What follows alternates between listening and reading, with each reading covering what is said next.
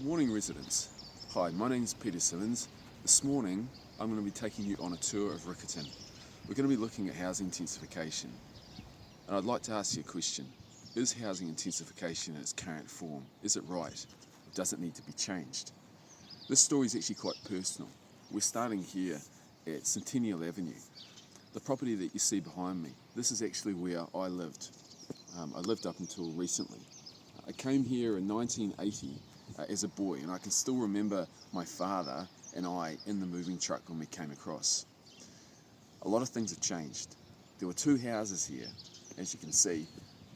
Now there's the housing development that stretches from one side of the street all the way through to the other.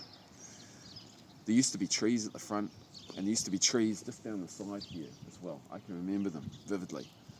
Homes to birds, many birds, probably even hedgehogs, whatever animals you can think of that live in suburbia. I remember it distinctly in my mind.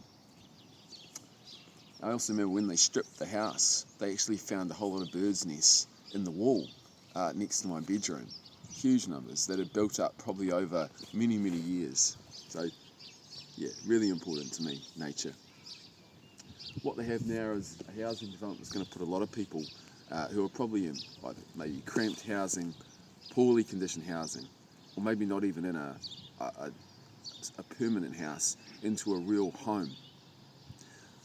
That's good, but I'm conflicted by what I see here and what I remember as well. And today that's what we're going to look at.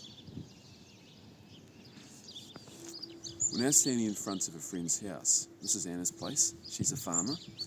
Anna's been telling me about the impact of intensification, or what she believes is the impact. Recently we had flooding in the area. Anna experienced about 30 centimetres of flooding that came up through her background.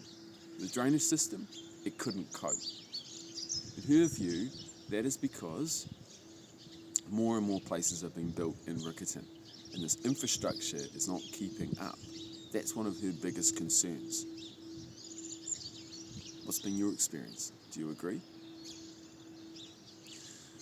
From here, we're going to move on to the other side of Centennial, where I'm going to show you several developments. Let's go and take a look. Hi, I'm Peter Simmons. We're back in Riccarton again. We're continuing the tour of the area and looking at intensification. We're on the other side of Centennial now, and we're going to take a look at one of the newest developments in the local area.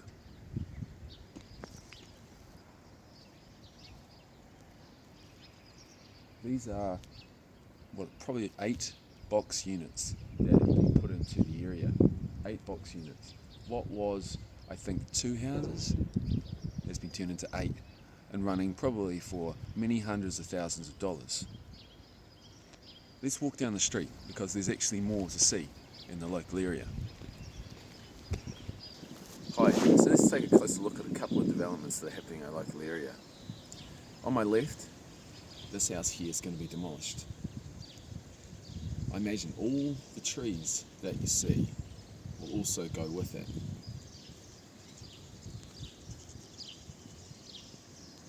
On your left is a new development as well. It's been put right next to the bike lane. You can see here that the yellow lines, you can't park here. Where are the cars going to go that go along that? Welcome back, Riccarton residents. Riccarton is not new to intensification. In fact, we've had it for a very long time. If you look at the houses behind me here, you'll actually see what I'm talking about. Yes, it's not double-storey housing. What's happened over time, properties have been subdivided and built upon. Trees have been cut down. There's not really much in the way of green space left. What are you left with? A really blank environment that I would say is not really conducive for having a family or anything like that. Under the new laws that are coming through, we're going to be getting maybe double-storey or triple-storey housing in the area. What do you think about that?